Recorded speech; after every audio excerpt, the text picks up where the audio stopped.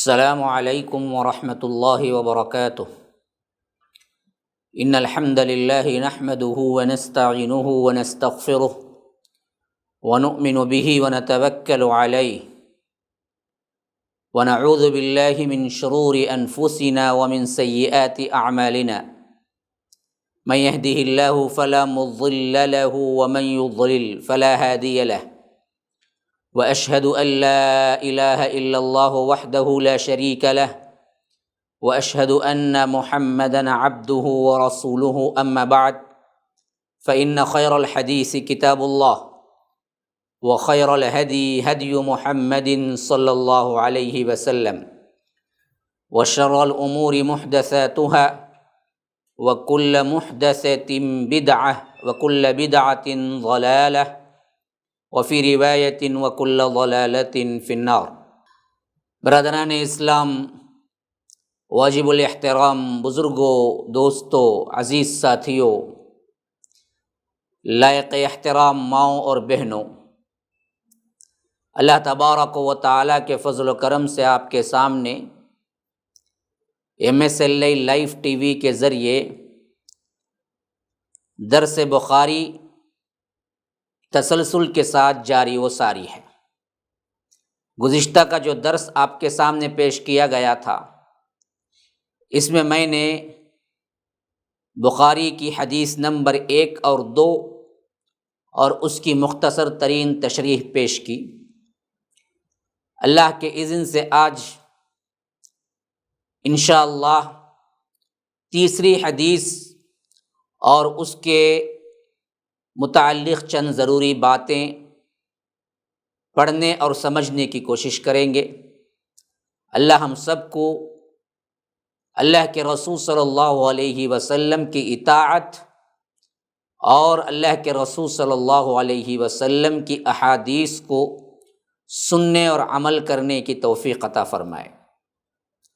ناظرین و سامعین، تیسری حدیث امام بخاری رحمہ اللہ اپنے تصنیف کردہ بخاری کے اندر اس طرح لائے ہیں کہ فرمایا: حدثنا یحیی بن بکیر قال حدثنا اللیث عن عقیل عن ابن شہاب عن عروۃ بن الزبیر عن عائشة ام المؤمنین انہا قالت: اول ما بدأ به رسول اللہ صلی اللہ علیہ وسلم من الوحی الرؤیا الصالحة في النوم فكان لا يرى رؤيا إلا جاءت مثل فلق الصبح ثم حبب إليه الخلاء وكان يخلو بغار حراء فيتحنث فيه وهو التعبد الليالي ذوات العدد قبل أن ينزع إلى أهله ويتزود لذلك ثم يرجع إلى خديجة فيتزود لمثلها حتى جاءه الحق وهو في غار حراء فجاءه الملك فقال: اقرأ. قال: ما أنا بقارئ. قال: فأخذني فغطني حتى بلغ من الجهد ثم أرسلني فقال: اقرأ. قلت: ما أنا بقارئ. فأخذني فغطني ثانية حتى بلغ من الجهد ثم أرسلني فقال: اقرأ. فقلت: ما أنا بقارئ. فأخذني فغطني الثالثة ثم أرسلني فقال: اقرأ باسم ربك الذي خلق خلق الإنسان من علق اقرأ وربك الأكرم. فرجع بها رسول الله صلى الله عليه وسلم يرجف فؤاده فدخل على خديجة فقال: زملوني زملوني. فزملوه حتى ذهب عنه الروع فقال لخديجة وأخبرها الخبر: لقد خشيت على نفسي فقالت خدیجہ کلا واللہ ما یخزیک اللہ ابدا انک لتصل الرحم وتحمل الکل وتکسب المعدوم وتقری الضیف وتعین علی نوائب الحق فانطلقت به خدیجہ حتی اتت به ورقۃ بن نوفل ابن اسد ابن العزى وكان امرأ نصر في الجاهلية وكان يكتب الكتاب العبرانية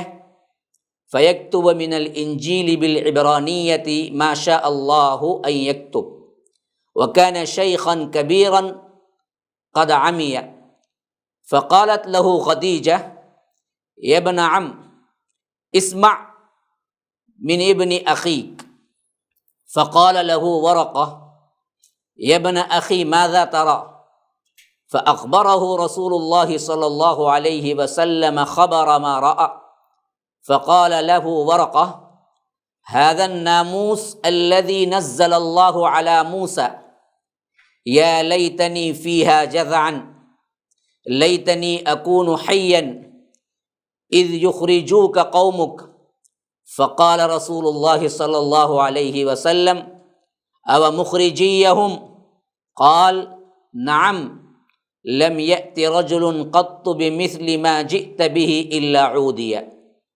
وإن يدركني يومك أنصرك نصرا مؤزرا ثم لم ينشب ورقة أن توفي وفتر الوحي۔ یہ مکمل حدیث کا متن ہے جو میں آپ کے سامنے پڑھ کے سنایا ہوں، جس کا ترجمہ کچھ یوں ہے کہ اللہ کے رسول صلی اللہ علیہ وسلم کے سب سے پہلے وحی اترنے کا واقعہ اور اس کے ساتھ کیا کیا چیزیں پیش آئی، اس کو امام بخاری کہتے ہیں کہ ہم کو یحییٰ بن بکیر نے یہ حدیث بیان کی۔ وہ کہتے ہیں کہ اس حدیث کو ہم کو لیث نے خبر دی، اور لیث سے حضرت عقیل روایت کرتے ہیں، اور عقیل ابن شہاب سے عروہ ابن زبیر روایت کرتے ہیں، اور عروہ ابن زبیر اماں عائشہ سے روایت کر رہے ہیں۔ انہوں نے بتلایا کہ اللہ کے رسول صلی اللہ علیہ وسلم پر وحی کا ابتدائی دور اچھے اور سچے خوابوں کے ساتھ شروع ہوا۔ آپ خواب میں جو کچھ دیکھتے وہ صبح کی روشنی کی طرح صحیح اور سچا ثابت ہوتا۔ یہ اللہ کے رسول صلی اللہ علیہ وسلم کو نبوت کی ابتدا تھی اور ابتدا کی نشانی تھی۔ پھر اللہ کے رسول صلی اللہ علیہ وسلم تنہائی پسند ہو گئے اور غار حرا میں تنہائی کے ساتھ بیٹھنے لگے، خلوت نشینی اختیار فرمائی، اور کئی دن وہ رات وہاں مسلسل عبادت اور یاد الہی اور ذکر و فکر میں مشغول رہتے۔ جب تک گھر آنے کو دل نہ چاہتا تو جتنا توشہ رزق ضرورت کا سامان ہوتا ہمراہ لے لیتے اور وہاں رہتے۔ جو کھانا توشہ ختم ہوتا تو اہلیہ محترمہ حضرت خدیجۃ الکبریٰ رضی اللہ عنہا کے پاس تشریف لاتے اور کچھ توشہ ہمراہ لے جا کر پھر وہاں جتنے دن تک کے لیے لے گئے تھے خلوت گزین ہو جاتے۔ یہی طریقہ جاری رہا یہاں تک کہ آپ پر حق منکشف ہو گیا اور آپ غار حرا ہی میں قیام پذیر تھے کہ اچانک حضرت جبرائیل علیہ السلام آپ کے پاس حاضر ہوئے اور کہنے لگے اے محمد صلی اللہ علیہ وسلم پڑھو۔ آپ فرماتے ہیں کہ میں نے کہا کہ میں پڑھنا نہیں جانتا، تو آپ صلی اللہ علیہ وسلم فرماتے ہیں کہ فرشتے نے مجھے پکڑ کر اتنے زور سے دبایا میری طاقت جواب دے گئی، پھر مجھے چھوڑ کر کہا کہ پڑھو۔ میں نے پھر وہی جواب دیا کہ میں پڑھا ہوا نہیں ہوں۔ اس فرشتے نے مجھ کو نہایت ہی زور سے پھر دبایا، بغلگیر کیا، اور اس کے بعد پھر جس سے مجھے سخت تکلیف بھی ہوئی چھوڑ دیا، پھر کہا کہ پڑھ۔ میں نے کہا کہ میں پڑھا ہوا نہیں ہوں، تو فرشتے نے تیسری بار مجھ کو پکڑا اور تیسری مرتبہ پھر اپنے گلے کو لگا کر بہت زور سے دبایا اور چھوڑ دیا اور کہنے لگا پڑھو۔ اپنے رب کے نام کی مدد سے جس نے پیدا کیا انسان کو خون کی پھٹکی سے، اور پڑھو اپنے آپ کا رب بہت ہی مہربان اور رحم کرنے والا ہے۔ بس یہی آیتیں آپ حضرت جبرائیل علیہ السلام سے سن کر اس حال میں غار حرا سے واپس ہوئے کہ آپ کا دل اس انوکھے واقعے سے کانپ رہا تھا۔ حضرت خدیجۃ الکبریٰ کے ہاں تشریف لائے اور فرمایا کہ مجھے کمبل اڑا دو، مجھے کمبل اڑا دو۔ لوگوں نے آپ کو کمبل اڑا دیا۔ جب آپ کا ڈر جاتا رہا تو آپ نے اپنے زوجہ محترمہ حضرت خدیجۃ الکبریٰ رضی اللہ عنہا کو تفصیل کے ساتھ یہ واقعہ سنایا اور فرمانے لگے کہ مجھ کو اپنی جان کا خوف محسوس ہوتا ہے۔ آپ کی اہلیہ محترمہ حضرت خدیجۃ الکبریٰ آپ کی ڈھارس بندھائی اور کہا کہ آپ کا خیال صحیح نہیں ہے۔ کہا کہ اللہ کی قسم، اللہ آپ کو کبھی رسوا نہیں کرے گا۔ آپ تو اخلاق فاضلہ اور اخلاق حسنہ کے مالک ہیں، آپ تو کنبہ پرور ہیں، بے کسوں کا بوجھ اپنے سر پہ لیتے ہیں، مفلسوں کے لیے آپ کماتے ہیں، مہمان نوازی میں آپ بے مثال ہیں، اور مشکل وقت میں آپ امر حق کا ساتھ دیتے ہیں۔ ایسے اوصاف حسنہ والا انسان یوں بے وقات ذلت و خواری کی موت نہیں مر سکتا۔ پھر مزید تسلی کے لیے حضرت خدیجۃ الکبریٰ نے آپ کو ورقہ بن نوفل کے پاس لے گئی، جو ان کے کزن تھے، یعنی چچا زاد بھائی تھے، اور زمانے جاہلیت میں نصرانی مذہب اختیار کر چکے تھے اور عبرانی زبان کے کاتب تھے۔ چنانچہ انہوں نے انجیل کو بھی حسب منشاء خداوندی عبرانی زبان میں لکھا تھا۔ انجیل سریانی زبان میں نازل ہوئی تھی، پھر اس کا ترجمہ عبرانی زبان میں ہوا، تو ورقہ اسی کو لکھا کرتے تھے، اور وہ بہت بوڑھے بھی ہو گئے تھے، یہاں تک کہ ان کی بینائی بھی رخصت ہو گئی تھی، اندھے بھی ہو گئے تھے عمر کی وجہ سے۔ حضرت خدیجہ رضی اللہ عنہا نے ان کے سامنے آپ کے حالات بیان کیے اور کہا کہ اے چچا زاد بھائی، اپنے بھتیجے یعنی محمد صلی اللہ علیہ وسلم کی زبانی ذرا ان کی کیفیت سن لیجئے کہ ان کے ساتھ کیا معاملہ ہوا۔ وہ بولے کہ بھتیجے آپ کیا دیکھتے ہیں، یعنی اللہ کے رسول صلی اللہ علیہ وسلم سے پوچھا، اس کی تفصیل بتاؤ۔ تو اللہ کے رسول صلی اللہ علیہ وسلم نے پورا واقعہ سنایا، جسے سن کر ورقہ بے اختیار ہو کر بول اٹھے کہ یہ تو وہی ناموس ہے۔ ناموس کا مطلب انجیل کا لفظ ہے، ناموس کا مطلب ہے فرشتہ۔ یہ تو وہی فرشتہ ہے جسے اللہ نے حضرت موسیٰ پر وحی دے کر بھیجا تھا۔ پھر اس کے بعد کہنے لگے کاش میں آپ کے اس عہد نبوت کے شروع ہونے پر جوان عمر ہوتا، یعنی جوان سال ہوتا، کاش میں اس وقت تک زندہ رہتا جب تک کہ آپ کی قوم آپ کو اس شہر سے نکال دے گی۔ رسول کریم صلی اللہ علیہ وسلم یہ سن کر تعجب سے پوچھا کہ او مخرجیہم، کیا وہ مجھ کو نکال دیں گے، حالانکہ میں تو ان میں صادق اور امین اور اس طرح مقبول ہوں کہ لوگ مجھے چاہتے ہیں۔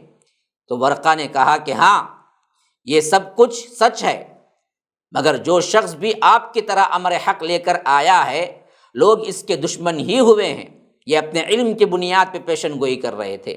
اگر مجھے آپ کی نبوت کا وہ زمانہ مل جائے تو میں آپ کی پوری مدد کروں گا۔ پھر کہتے ہیں کہ ورقہ کچھ دنوں کے بعد انتقال کر گئے، پھر کچھ عرصے تک وحی کی آمد بھی رکی رہی۔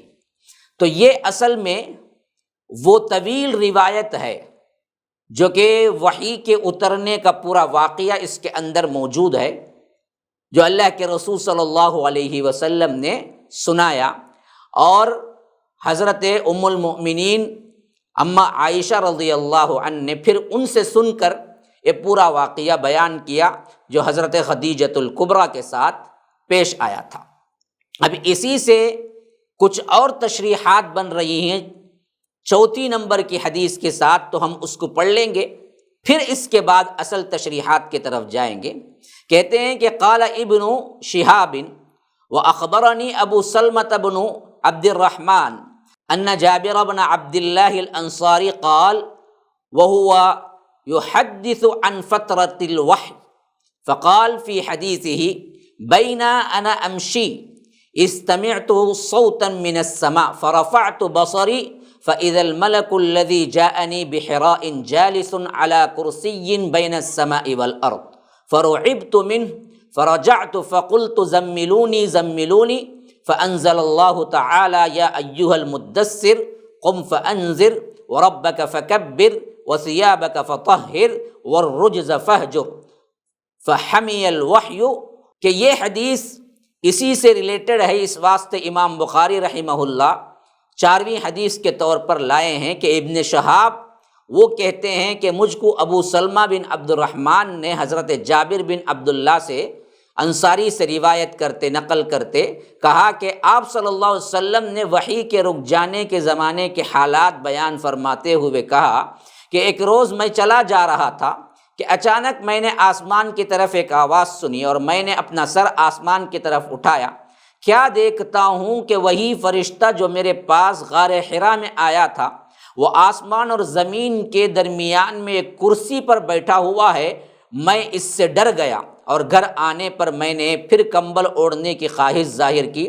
اس وقت دوسری وحی کے الفاظ نازل ہوئے اللہ تبارک و تعالی کی طرف سے کہ اے لحاف اوڑھ کر لیٹنے والے، اٹھ کھڑا ہو اور لوگوں کو عذاب الہی سے ڈرا اور اپنے رب کی بڑائی بیان کر اور اپنے کپڑوں کو پاک صاف رکھ اور گندگی سے دور رہ۔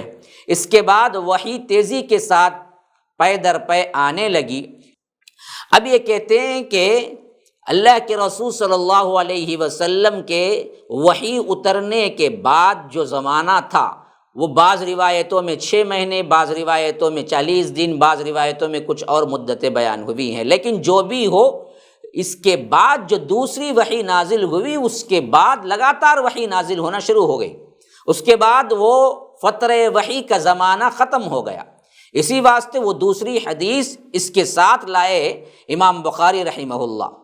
اور ابتدائے وحی کے متعلق اس حدیث سے بہت سے امور پر روشنی پڑتی۔ اس کے اندر جو اہم چیزیں جو خلاصے کے طور پر ہیں وہ یہ کہ رؤیا الصادقہ، سچے خواب، اس کے ذریعے آپ کا رابط عالم جو دنیا ہے وہ عالم سے اور جو عالم بالا یہ کہہ سکتے ہیں اس سے گویا کہ ایک تعلق قائم ہو گیا، اور ساتھ ہی آپ دراصل غار حرا میں خلوت نشینی اختیار کی، یعنی کہ ایک تنہائی پسند ہو گئے۔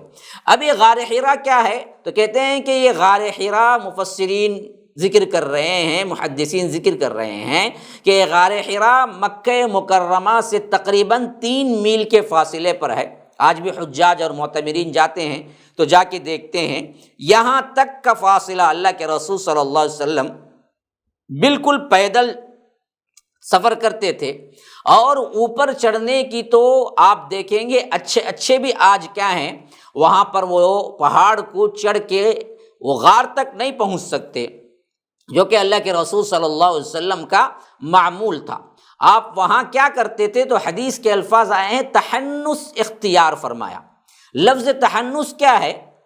محدثین کہتے ہیں کہ زمانے جاہلیت کی ایک اصطلاح ہے تحنس، جو عبادت کے لیے استعمال ہوتا تھا، اور وہ طریقہ یہی ہوتا تھا کہ آدمی کسی گوشے میں دنیا و ما فیہا سے الگ ہو کے بیٹھ جائے اور غور و فکر کرنے لگے یا یاد الہی میں مصروف ہو جائے۔ تو اس واسطے اللہ کے رسول صلی اللہ علیہ وسلم نبوت پہلے کے زمانے میں جو خلوت نشینی اختیار کی، اس کے لیے اماں عائشہ نے وہی لفظ استعمال کیا جو تحنس اس زمانے میں عام تھا۔ اللہ کے رسول صلی اللہ علیہ وسلم کا یہ زمانہ تقریباً 3 سال کا تھا، تقریباً جہاں پر اللہ کے رسول صلی اللہ علیہ وسلم غار حرا میں جاتے اور تحنس کرتے تھے۔ اور یہ عمل آپ نے اختیار فرمایا اس لیے بھی کہ گویا کہ اللہ کے رسول صلی اللہ علیہ وسلم کو دنیا بالکل بھی بیکار لگنے لگی، حیج ہونے لگی، دنیا سے کیا ہے نفرت سی ہونے لگی، اور خاص کر اس وقت جو حالات تھے مشرکین مکہ کے، جو گندگی تھی شرک اور بت پرستی کی، اس سے اللہ کے رسول صلی اللہ علیہ وسلم بہت زیادہ نفرت کرتے تھے۔ تو اللہ کے رسول صلی اللہ علیہ وسلم وہاں پر رہنے لگے تو کئی دن رہ جاتے تھے، کئی رات رہ جاتے تھے۔ حضرت خدیجۃ الکبریٰ کچھ ستو پانی وغیرہ دے کر بھیجتی تھی، جب تک وہ ختم نہیں ہو جاتا تب تک کے لیے اللہ کے رسول وہیں رہتے، پھر اس کے بعد اگر ختم ہو جاتا تو اس کو لینے کے لیے آتے۔ پھر لے جاتے، کبھی کبھی 15 دن کے لیے توشہ لے جاتے اور توشہ ختم ہونے تک نیچے نہیں اترتے، حتیٰ کہ کبھی کبھی جو توشہ لے جاتے وہ راہ کے مسافروں اور یتیموں ناداروں کو اللہ کے رسول صلی اللہ علیہ وسلم کھلاتے اور ان کو راستہ بتاتے۔ یہ اخلاق حسنہ تھے نبوت سے پہلے بھی اللہ کے رسول صلی اللہ علیہ وسلم کے۔ پھر اس کے بعد اچانک ایک مرتبہ کیا ہوا کہ اللہ کے رسول صلی اللہ علیہ وسلم ابھی غار حرا ہی میں ہیں کہ فرشتہ آیا۔ یہ کون تھے؟ یہ حضرت جبرائیل تھے۔ انہوں نے اللہ کے رسول صلی اللہ علیہ وسلم سے کہا کہ پڑھو۔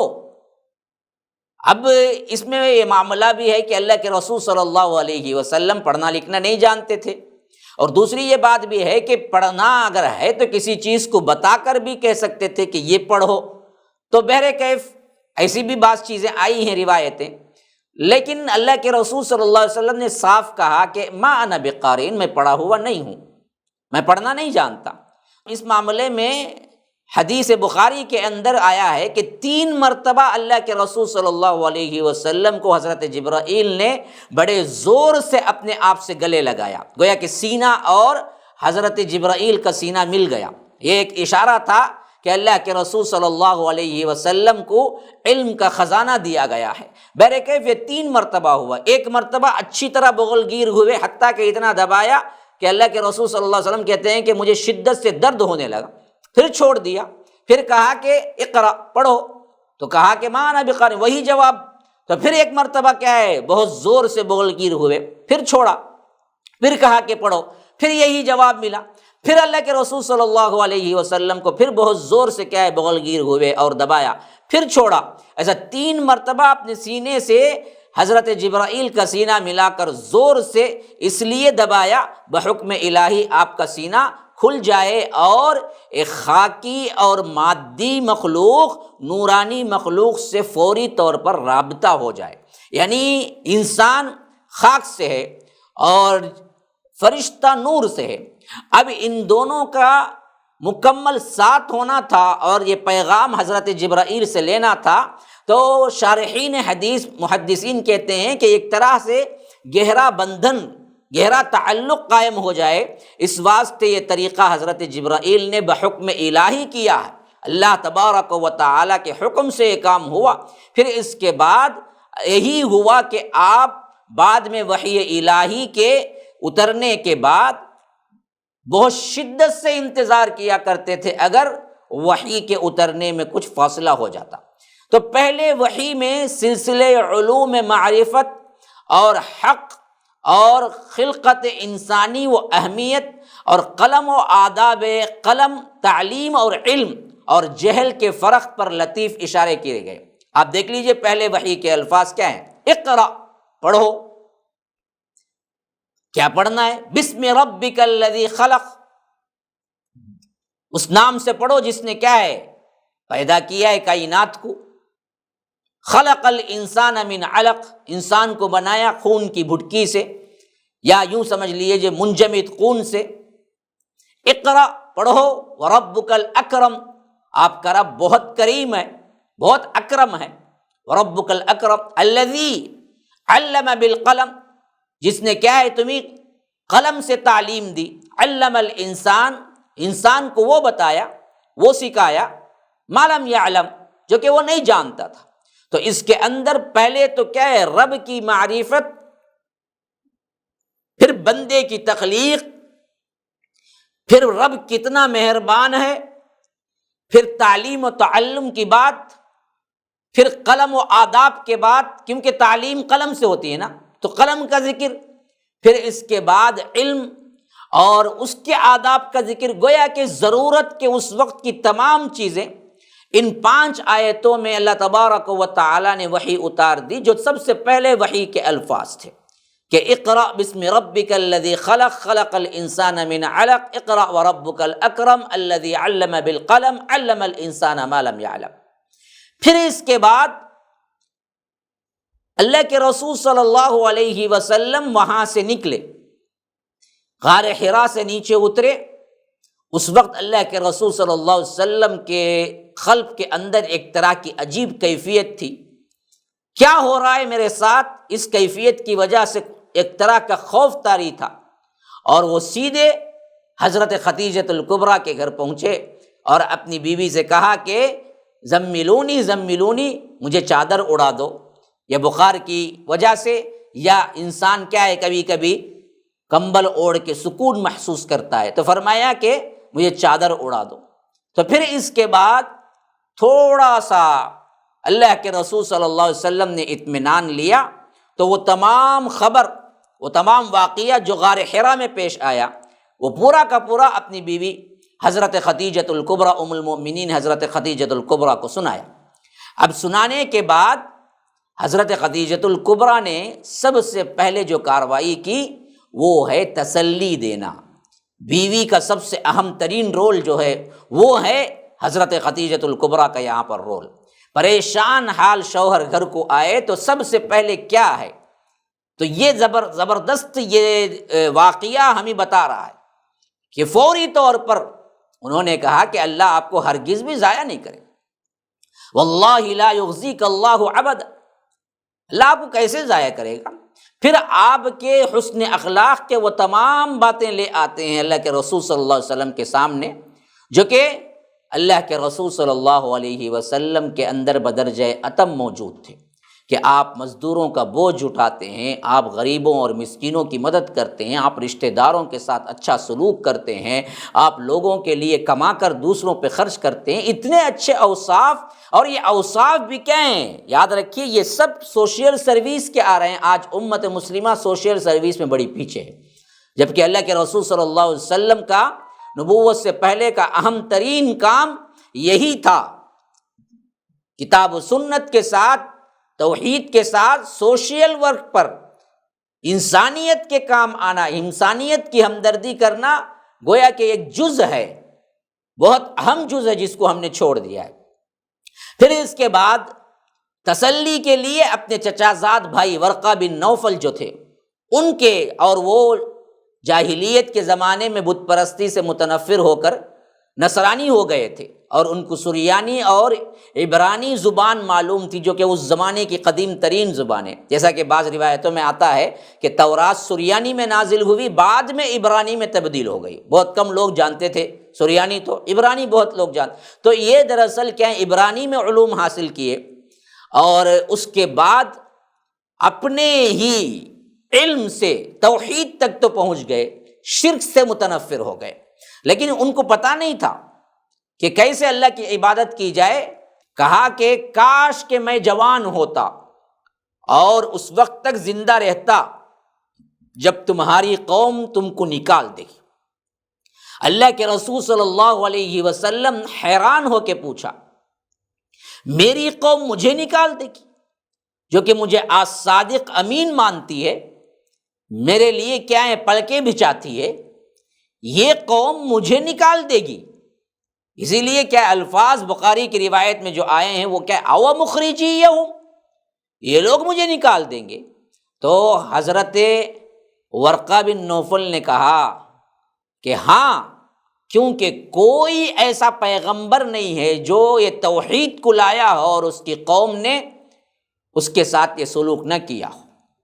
اگر ایسے وقت میں گویا کہ 13 سال بعد نبوت کے مکہ چھوڑ کر جانے کا واقعہ صرف اپنے علم کی روشنی سے حضرت ورقہ بن نوفل نے پہچان لیا اور کہا کہ اگر اس دن میں زندہ اور جوان ہوتا، یا میں ہوتا صرف زندہ بھی، تو کہا کہ انصرک نصرا مؤزرا، زبردست مدد کرتا آپ کی، لیکن کاش کہ میں ہوتا زندہ، جوان ہوتا۔ پھر اس کے بعد اماں عائشہ رضی اللہ عنہ کہتی ہیں کہ کچھ دن نہیں گزرے ورقہ وفات پا گئے اور وحی رک گئی۔ اب یہ جو رکی نا، یہی دوسری حدیث میں اس کی تشریح آئی ہے کہ دوبارہ جو آئی وہ یا ایھا المدثر کے ساتھ آئی، جس کا عرصہ بعض محدثین کے نزدیک 6 مہینے ہے، بعض کے نزدیک اس سے کم ہے، بعض کے نزدیک اس سے اور کم ہے۔ بہرکیف کچھ مدت کے لیے وحی رک گئی، جس میں اللہ کے رسول صلی اللہ علیہ وسلم بہت پریشان ہوئے۔ تو ایسے ہی ایک مرتبہ پریشان ہو کے جا رہے تھے تو جابر بن عبداللہ کی جو روایت ہم نے پڑھی ہے دوسرے اس میں کہتے ہیں کہ اللہ کے رسول صلی اللہ علیہ وسلم نے آسمان پہ حضرت جبرائیل کو ان کی اصلی حالت میں دیکھا، جو کہ وہ کرسی پہ بیٹھے ہوئے تھے۔ وہاں سے دوسری وحی شروع ہوئی اور اس کے بعد بالکل مسلسل وحی اترنا شروع ہو گئی۔ وہ انشاءاللہ اس کی تشریح ہم اگلے ایپیسوڈ میں پڑھیں گے۔ اللہ تبارک و تعالیٰ سے دعا ہے کہ علم کا نور اور علم کی چاشنی اللہ تبارک و تعالیٰ ہم سب سامعین و ناظرین کو عطا فرمائے، اور ان احادیث کو سننے کے بعد، ان احادیث کو ہم پڑھنے کے بعد حدیث کا ذوق اور علم حاصل کرنے کا ذوق اللہ تبارک و تعالیٰ ہم سب کو عطا فرمائے۔ آپ سب کے لیے میں اجازت چاہتا ہوں، انشاءاللہ اگلے ایپیسوڈ تک کے لیے اجازت دیں۔ السلام علیکم ورحمۃ اللہ وبرکاتہ۔ ھذا وباللہ التوفیق وصلی اللہ وسلم علی نبینا محمد۔ اسأل اللہ لی ولکم ولسائر المسلمین من کل ذنب فاستغفروہ انہ هو الغفور الرحیم۔ والسلام علیکم ورحمۃ اللہ وبرکاتہ۔